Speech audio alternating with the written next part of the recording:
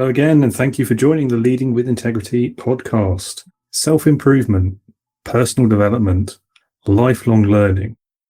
They're all key skills for any leader or business owner. And in the high-stress world of many entrepreneurs, this learning focus is something that can all too easily be forgotten or pushed aside or put off. My guest today is Kevin Palmieri, CFO of Next Level University, which helps people level up personally, professionally, and financially, and is an award-winning 1,000-episode podcast.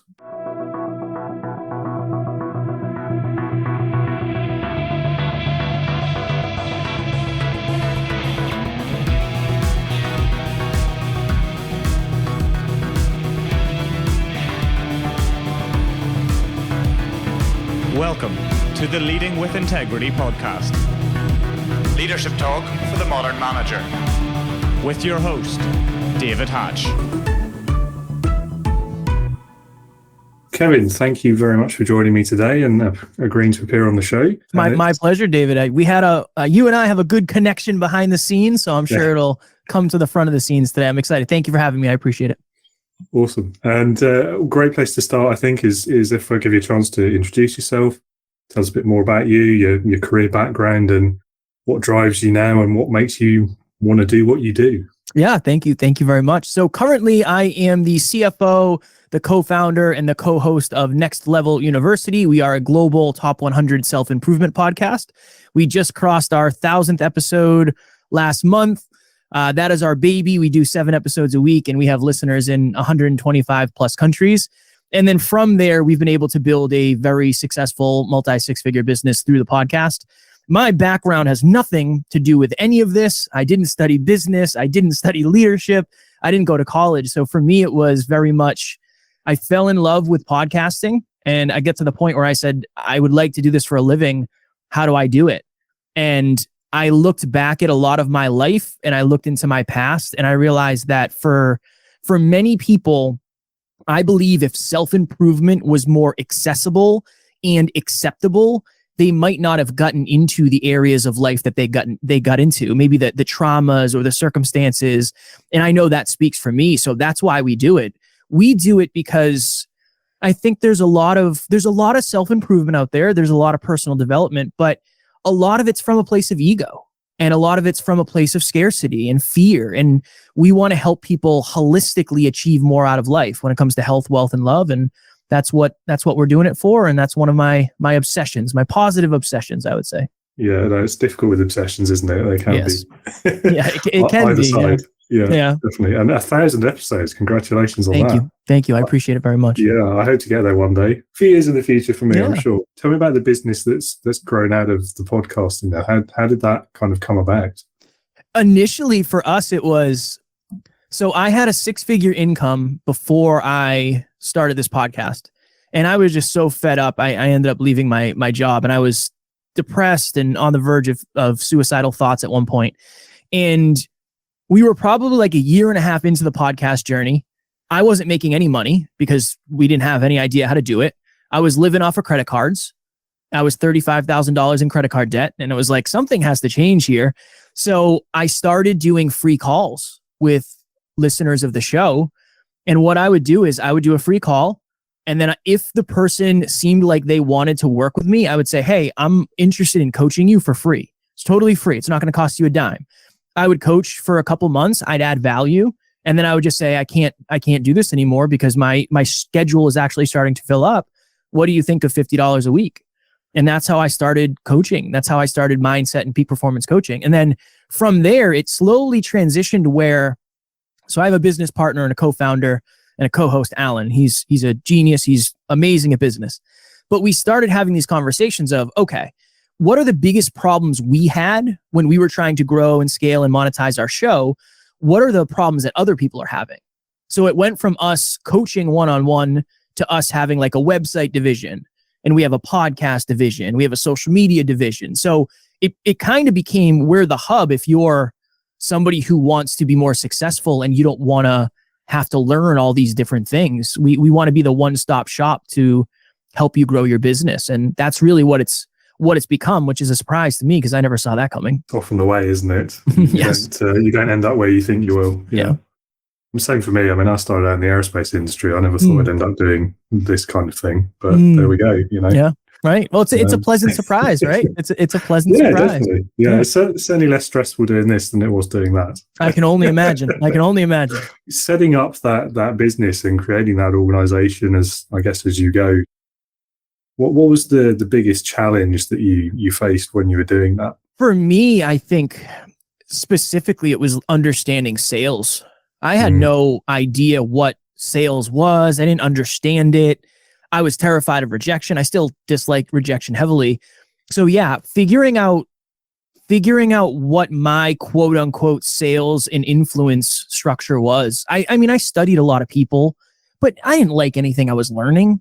I didn't really like I read a book and it basically said, if you say something about selling something to somebody and they say, well, I can't afford it, just say, well, imagine if you could. Do it anyway. Like, well, I don't think that's a good sales tactic. So yeah, I think for me, it was understanding, one, I had a low self-worth of myself, and that carried over into almost any conversation I was having. So number one, rewiring low self-worth. And then number two, being able and courageous enough to just have open conversations about money, sales, products, services. That was a challenge to me because when I thought sales, I thought sleazy. And that's not the case, right? I mean, sometimes it can be, but it doesn't have to be. I guess that's the frame. It very much depends on the salesperson, I find. But as a customer anyway, it does get a bad reputation, doesn't it? Sales. It does. It does. We've all had that kind of hard sell negative experience, I'm sure. I say when I got a car, I don't know, probably like a year and a half or 2 years ago. And it's like the energy in the car dealership. When you walk in, it's like this deflating energy. And I was like, oh my goodness, I haven't been to a car dealership since I understood, like I started to understand sales. And it was this interesting thing for me of like, oh, okay. Number one, I'm not going to get taken advantage of. I know that's not going to happen anymore because I understand how it works. But the energy was just, it's heavy in the car dealership.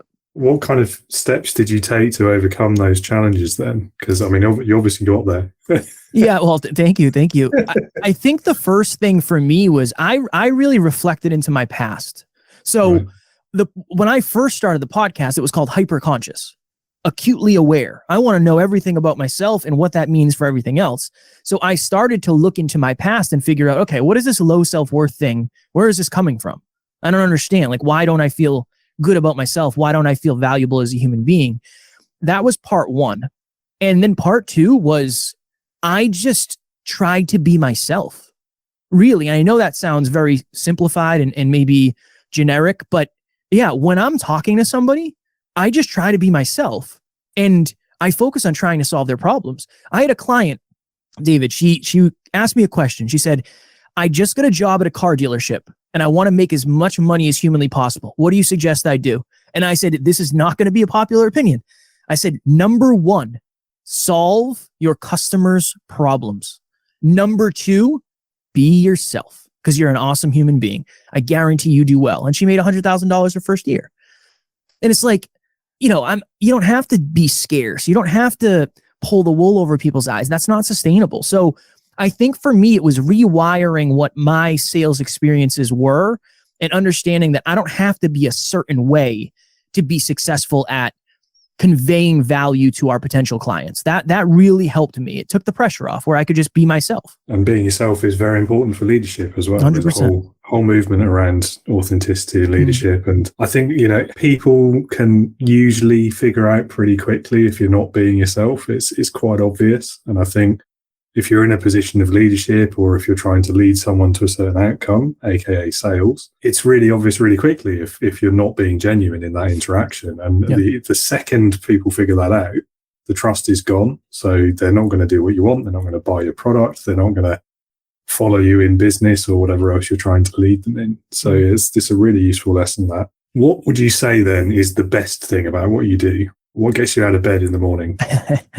I would say being able to see how far somebody has come in a certain amount of time. That's such an awesome part of this. It really is the reason we started. I remember that early in the journey, I had somebody reach out to me. This person reached out to me and said, "Hey, Kev, I'm a podcast listener. I'm terrified of approaching people. Like, I don't like starting conversations with people. I don't think I'm good at conversation." And she happened to live close to me. And I said, "This is what we're going to do. Let's go to the mall. You and I will go to the mall, and we're going to approach people, and we're going to get over this fear." And I didn't want to do this at all. But I think this is kind of leadership in a way, right? I didn't want to do it, but it's my purpose to lead people to a better life. So I had to just get over and do it. So we go to the mall. We meet. First time we met, hugged it out. "Hey, Amy, Kevin, Amy, nice to meet you. All right, let's do this." So we go into the mall. We stopped at Starbucks because I needed a little caffeine courage.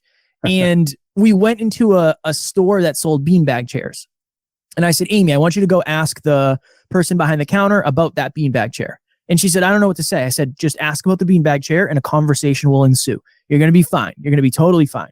So she had that conversation. Went well. We go to another store. Had the conversation. Went well. Then we went to the food court. Had a conversation. Went well.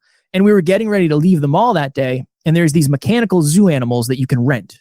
And they're like, you can drive them around, which I don't understand it. It's weird, but it sounds pretty cool. So we were getting ready to walk out, David, and Amy said, if we were really courageous, we would rent those and ride those around. And I'm thinking to myself, no, that is a terrible idea. I don't want to do that, but leadership. So I end up saying, yeah, let's do it. And I have a video of me or a video of us on my phone of us riding around the mall. Now we leave the mall. Amy's at a new level now. Much of what she did not believe was possible, she just did. She ends up going back to school. She gets a 3.8 and goes on to get her dream job. And now she's on the team and she works on the team, helping us with a mission every single day. Being able to see somebody who at one point was so afraid to approach people that was holding her back, to now this person sends emails to high-level guests. This person has been on the phone with many successful people, does Facebook Lives.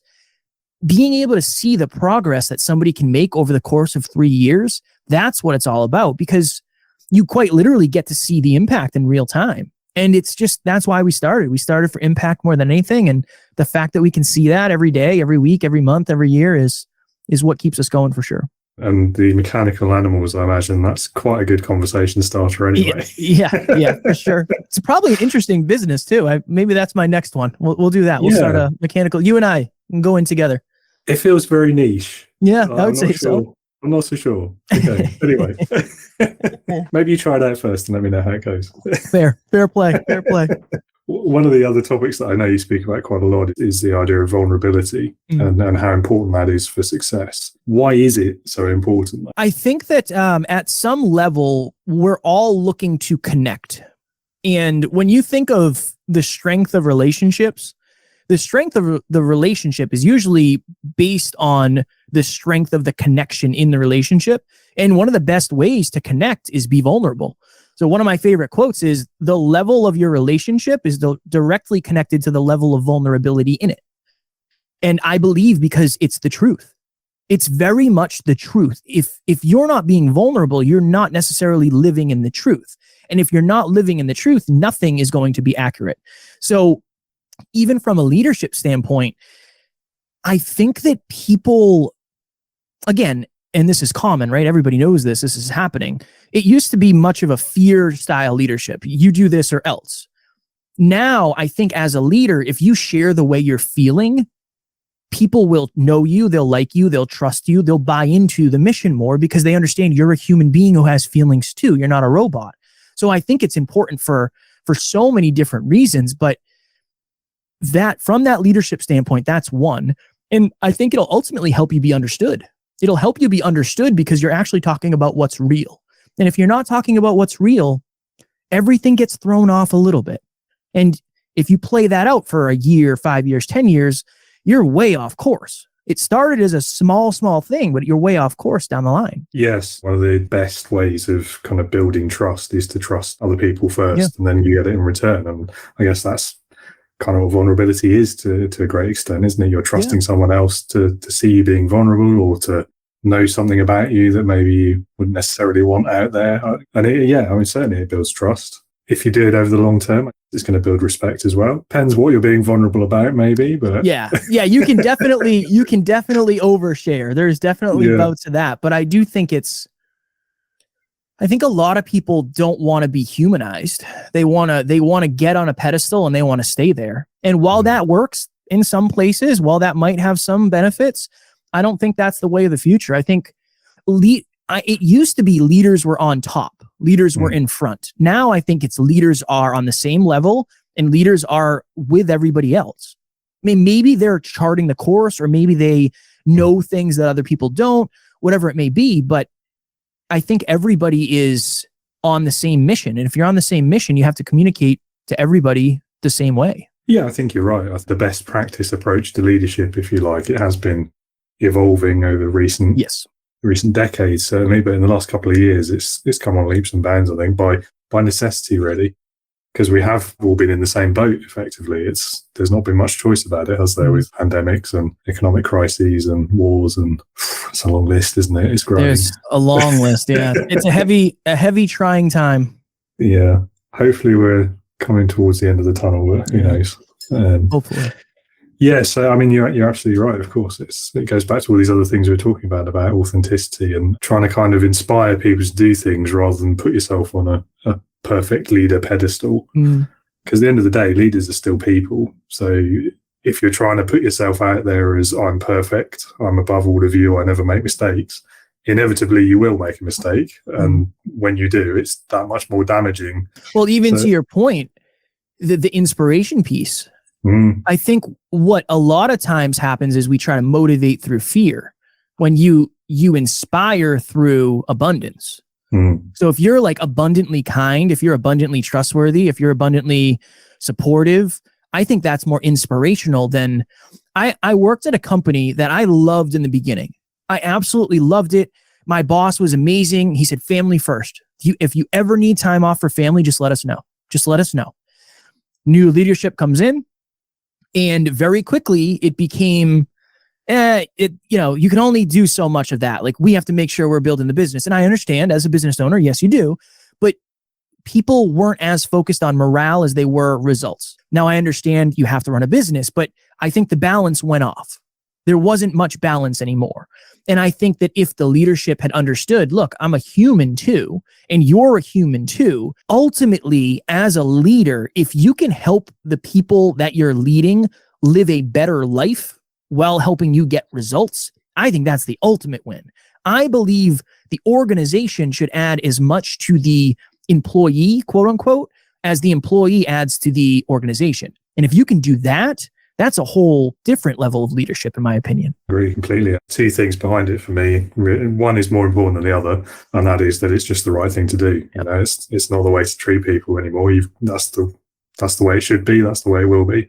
The second lesser thing is actually, maybe this is appealing to the more old school leaders and business owners out there. Maybe it's my way of sort of sneaking under their radar. But if you treat people that way, you will, in the end, you'll get more out of them anyway, because they're going to be more willing to work harder for you. So it's in your best interest anyway. 100%. It's weird to me that a lot more businesses don't see it that way, but well, we're in the revolution. I think it's happening. I mean, I'm not sure what it's like in the States, but certainly over here, you're still reading stories about certain business owners who are starting to regress back again because of the trying times, and they're thinking, well, I have to revert to type. I can't be as relaxed about things. I think that's going to bite them in the backside eventually, if it hasn't already. Yeah. The other part of it too that's interesting is I think a lot of people try to make up for lack of personal development with the overbearing of ego. It's almost like if you can't lead by example, you have to overcorrect and lead through fear or something else. So that's one of the interesting things too, is when you pour into yourself as a leader, you're more capable, you're more competent of everything. I mean, not just communication, but leadership in general. And you can lead more effectively. People can become more productive, more effective, more supportive, more understanding, more flexible. And then everything grows because of that. So it really is, I think, the bottleneck of most places is leadership. I mean, you can't really grow beyond your leadership's personal development set point. It doesn't really work that way. Yeah, indeed. It reminds me of you don't have to be right, you just have to be loudest kind of mentality. Right. You know, I'm not focusing on my personal development or whatever, so I'm just going to shout louder and they won't hear anyone else, so they think I'm better. There we go, job done. It's a very, again, it's an old-fashioned kind of mindset, isn't it? And Yeah, I think a lot of people are waking up to that now, though. I agree. And I'm grateful. Oh, absolutely. Yeah. If being vulnerable then was one of the top 3 leadership skills, what would you say would the other 2 be? I would say one would be humility. Being able to admit, just because you're the leader doesn't mean you're always right. I'm wrong a lot. It is what it is. And that's par for the course. When you're making predictions, you're going to be wrong. And that's okay. I would say that. And then I think being a good listener. I know that some people are so quick to try to help somebody or try to redirect somebody or try to put out a fire that they don't hear what the person is saying. And when you don't listen and you're not an active listener and an intentional listener, I think people pick up on that, and it can be, that's a way to break rapport. That's a way to break trust. So I think humility, understanding that you don't know it all and you can learn something from everyone. And maybe everyone can learn something from you, but everybody knows something that you don't know. And I think that's important. And then, I think that being a good supportive listener and making people feel heard is just an important part of leadership that, especially now, and again, depending on who you're working with, is such an important part of it.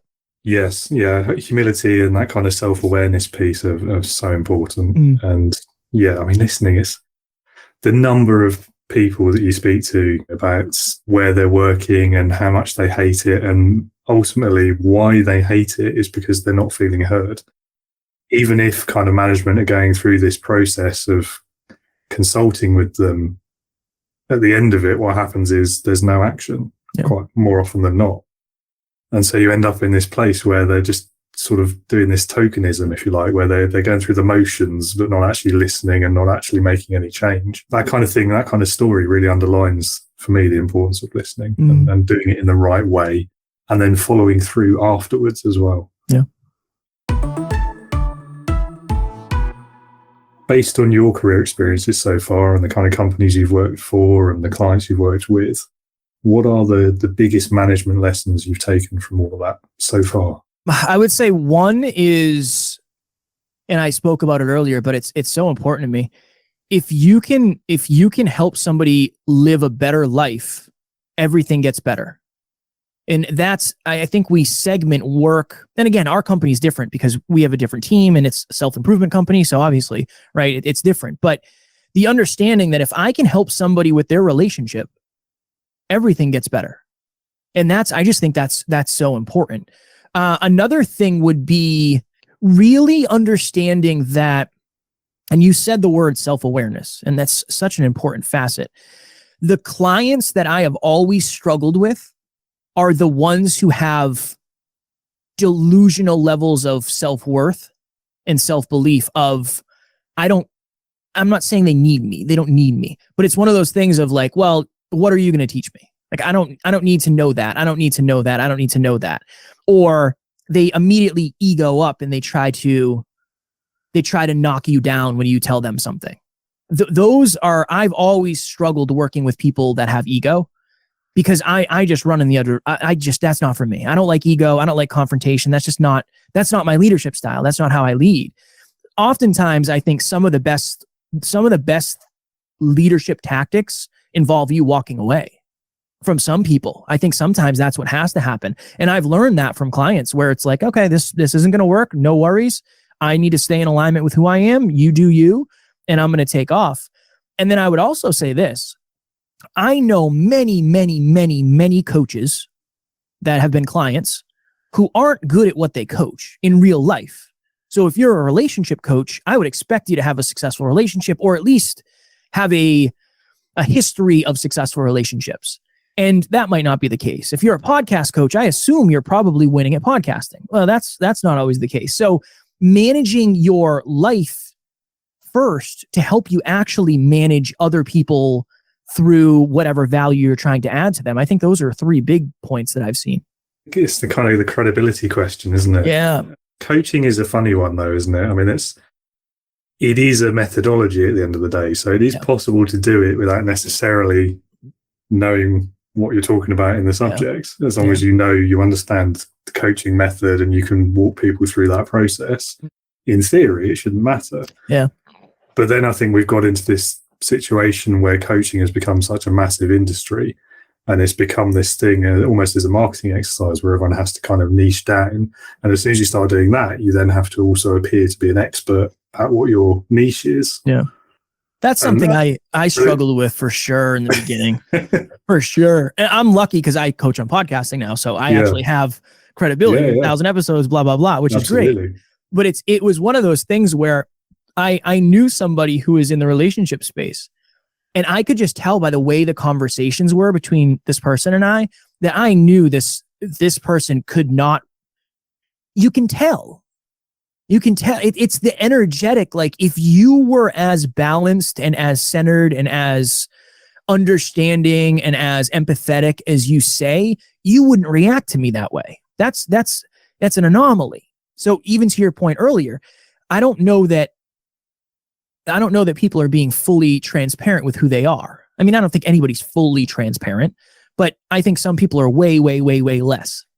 I guess that's a takeaway. I suppose the gray areas where you get into kind of coaching the personal side of things versus the business side. I think it's a lot easier to have that separate if your subject is a business related area. That's why I try to avoid the word coach on my website, to be honest. I don't want to get tarred with that brush. Yeah. Understandable. There's just like we said about sales, there's a lot of that as well in coaching. Indeed, sadly so. Yeah, particularly with marketing coaches in my experience, but perhaps I shouldn't say too much more about that. Slight tangent, but what would you say are the top kind of 3 mistakes that you see business leaders make? Oh man. Not leading by example, telling people to do something that they've never done, they don't know how to do, and they don't understand how difficult it is. That's a big one. Assuming that their position warrants the way that they're leading. Like just because you're the head of a company doesn't mean you have to be X way. I think that's an important piece. And then I would also say not making people feel included. But what's the ultimate goal here? Like, what are we all doing this for? What are we all doing this for? I was reading a book. I don't remember what book it was. And it was about 1-800-Flowers, I think, the story that they used. And they talked about how 1-800-Flowers had a really good culture and people were very bought into the overall culture to the point where they said, we want everybody to feel empowered to do more, to do better, to be more productive, to be heard, and to add value to the company. And something happened, and don't quote me on this, but whoever was working in the garage that did the oil changes for the delivery vehicles found a way, because he was interested and he was curious, found a way to change out the fuel filter so they'd get something like 25% more mileage or something before they had to get an oil change, thus saving them however many dollars, thus being able to pass that on to either the customer or to profits. But somebody who hated their job wouldn't do that. Somebody who didn't understand the importance of their job, of their tasks, where that fits into the overall company, they wouldn't do that. So yeah, you got to let people know, what are you in this for? Like, what's the ultimate goal here? It's not just to cash a paycheck once a week. It's got to be something bigger. And I think people want to know that. Yes, and it's the leader's responsibility to get them bought into that and to communicate it consistently and all those other lovely things, and supporting that kind of innovation when it comes up as well. Yeah. Seeing it through, or helping them see it through, I suppose. Okay, so turn the question on its head then. What do you think leaders in your experience, in your industry, in business in general, if you like, what do you think they do really well? What are some examples of things that have gone perfectly well? That's a great question. I wonder if it's going to be harder for me to find answers to that. Am I a negative Nancy? I would say I know one of our clients is he's very into leadership, and I'll connect you guys after. Actually, I am inspired by his ability to take responsibility. So I think some leaders that I've had the pleasure of working with and getting to know, they're really good at taking ownership and saying, "Yep, on me 100%, on me 100%." And I think that's just so important because that helps with everything that we talked about. There are other leaders. So part 2, there are other leaders who are really, really good at admitting what they're not great at.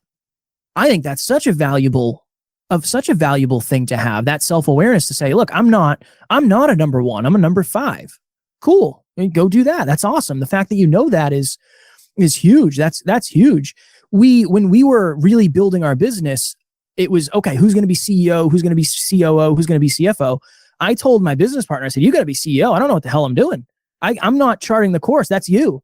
And if it was up to me and I was the CEO, I would crash this thing right into the side of a wall. I don't have vision like you do. And that was really challenging for me. There was so much I had to let go of for that, so much ego and in my reputation and all this. So I think that was very important. And then I think checking in with people.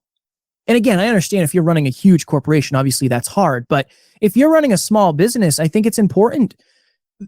Good leaders and good leaders I've known, they check in with people and they say, how's your experience? How's everything going? How's, what's feedback from me? They go out and they ask for feedback from people. So I would say those 3 are big. I take your point about if you're doing that in a massive corporation, but at the same time, like, you're still going to have, I don't know, a dozen or 7 or 8 sort of direct reports. You could do it with them and then they do it with their reports, and it can filter down. So you can still kind of set that example. Yeah. And I think that's one of those really important touch points, isn't it? That helps people feel heard, which is what we were talking about just now. And if you start when you're a small organization, right? Like say you start an organization and that's one of your standard operating procedures, well, that gets carried on forever, and that's how you build up your culture. Yeah, absolutely. Your other 2 points, I mean, taking responsibility and the self-awareness, I see those almost as 2 sides of the same coin, really, because you've got to own everything. I think it's really important to give away credit, though.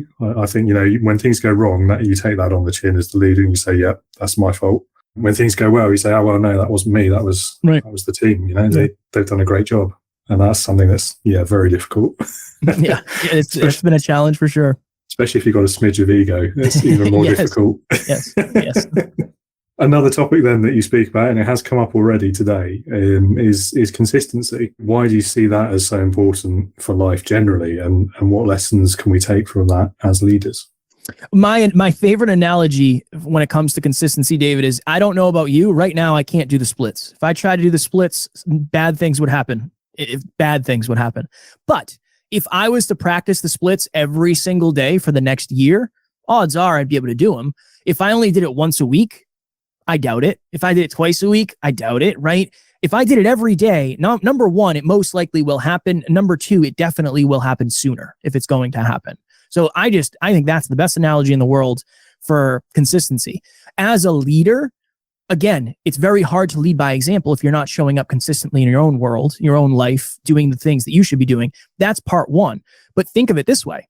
If you as a leader, you have an ego flare once every 2 months, not that big of a deal because you have a history of not doing it. So it's one of those things where I might get off a team call and say, hey, I might send a message after and say, hey, I'm so sorry if I seemed frustrated today or if I seemed somewhere else. There's just a lot going on behind the scenes that I haven't shared yet. Now, if I'm saying that once every couple months, I mean, that might be like one negative bid and I might have a bunch of other positive bids and people are going to say, no, Kev, you're good. Like that never happens. It's not a big deal. So the consistency of your demeanor is also important too, because that's what your reputation gets built on. And if you think about it if you have like 2 buckets, how often are you putting positive pieces of paper in one and how often are you putting negative pieces of paper in the other? That's what you're going to be known for. And if it's consistent negative, okay, that's what people are going to think when they see you. If it's consistent positive, and it helps you have moments of imperfection. You can either have moments of imperfection or you can have moments of perfection, right? And that all depends on what you're consistently trending towards. So I think that's just the importance of it. I think there's a role to play there as well in how you're perceived in your organization. And that's something that leaders have to be quite conscious of as well. Yeah. Some of them are really, really conscious of it and play to that to the exclusion of all else, which I don't recommend. That's too far the other way. Yeah. What practical advice then would you offer to a new manager who wants to be better at these things, who wants to be able to be kind of positively or productively vulnerable with their people? They want to be building that more consistency into their work life or the way they act with people, who want to maybe become more self-aware. I would study yourself. So outside of work, the degree that you know yourself is going to impact everything. So the version of you that you're bringing into work, and that's getting you the results that you're getting. So I would explore yourself and make sure you're focused on your own level of self-improvement. I think that's super important. I think you understanding that every single person in the company is a person first, and maybe an employee or a partner or whatever it is, that you're considering them, that's second. Yes, they quote unquote work for you, and maybe you're the one who writes the checks. But at the end of the day, this is a person who has a life outside of work. And if you treat them like a person who has a life outside of work, they're going to be more excited to come to work. So understand that every conversation you have, I think, should start from a human foundation first. And I think that will help. And I think you'll have to be more vulnerable because you'll have to actually be authentically yourself. And then I would say, get in the habit of asking for feedback. From the very beginning, if you're known as the type of manager or leader who asks for feedback, people are going to be more open to taking feedback as well, because they know they're going to have an opportunity to give you yours back a little bit. We call it meat and veggies. So the meat's like, David, you've been wonderful at blank, blank, blank. The veggies are, here are a couple pieces of improvement that we see for you. What do you have for me? You've been late to meetings a little bit lately, but you've been very proactive with painting a picture of the future. Awesome. Thank you so much. I have been late. I got to get better at that. I'm very rarely late. Usually Alan, the other guy, is late usually, but that's one thing I've said to him. The meat is, you've done an incredible job lately of getting everything done, and I don't understand how you stay as focused as you do with so many balls up in the air. The veggie is, you've been late a lot. And every time you're 5 minutes late, we're losing 10 minutes of time because I'm waiting. Boom. That conversation. So yeah, I think those are a couple places to start. No, that's really good advice. Yeah, lateness is one of my pet peeves, I must be honest. When you get to the point where you've got like 15 people sitting in a meeting room waiting for one guy and you can't start the meeting without him, and then he rocks in half an hour late without apologizing, and it's just, there's only so many times that can happen. Well, think of what we were talking about. That the bucket of late is full. So when he's early, it's a surprise. That's how things get thrown off. If you're early, it's a surprise. If that's the case, you are not leading well. No, absolutely. You're not leading well. Yeah, and what kind of message is it sending to everyone else in the room as well about how little you value their time? Yeah. Yeah. Yeah, people feel that. People feel that.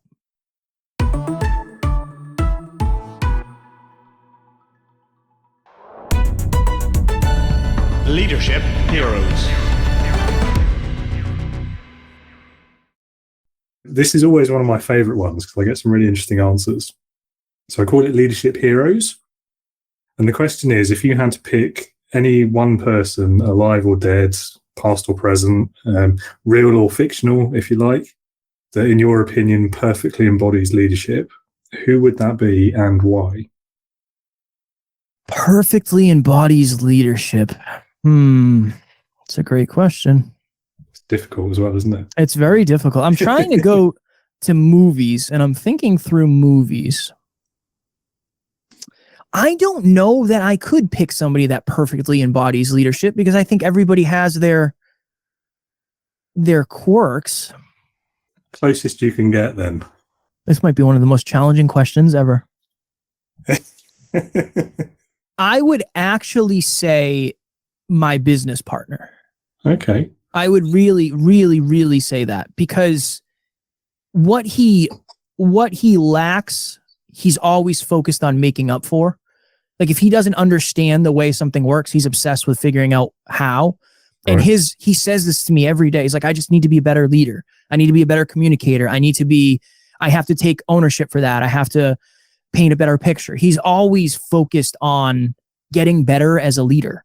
And I've learned so much of what I've learned from him, and he treats people like humans first. And he's trying to get better every single day. And I know my wife and I talked about this. We were talking about this last night at dinner. I said, he's such a mission-oriented human. For him, it's all about the mission. It's about the mission. It's not about anything else. It's not about his ego. He doesn't care that he's CEO. That's not why he's doing it. He's doing it because he wants to change the world. So I would say Alan. I would say Alan Lazarus is what I would say. Just checking he's not in the room behind the camera. He's not. No. I wouldn't give him that sort of credibility in front of him. No, I would. But no. I will tell him though. So you got to listen to this interview. Oh, bless. Yeah.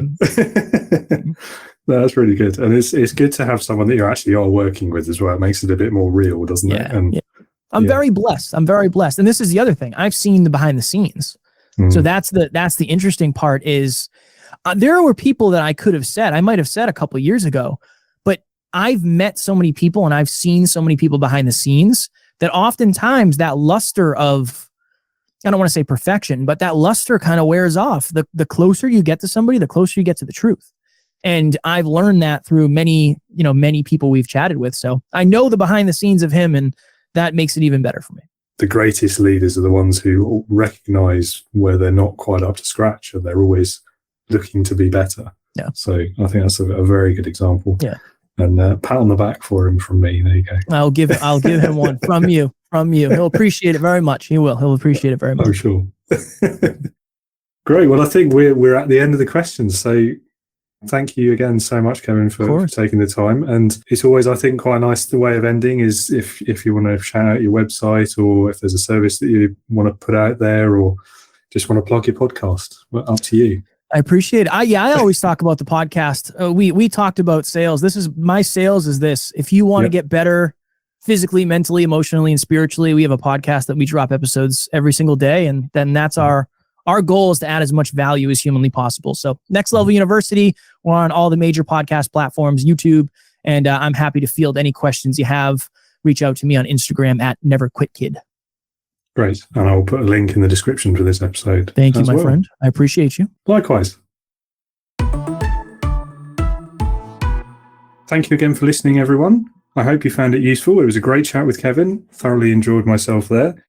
If you do want to learn more, I will put the links in the episode description so you can get in touch with Kevin and hear more about what he does, or even listen to his podcast, which I'm sure you'll have plenty of episodes to choose from. If you'd like to learn more about leading with integrity, or speak to me about my own approach to leadership, which is specifically designed to help new managers and first-time company founders, and you can find details and sign up to the mailing list by visiting www.leadernotaboss.co.uk/sign up. And again, I will put that link in the episode description.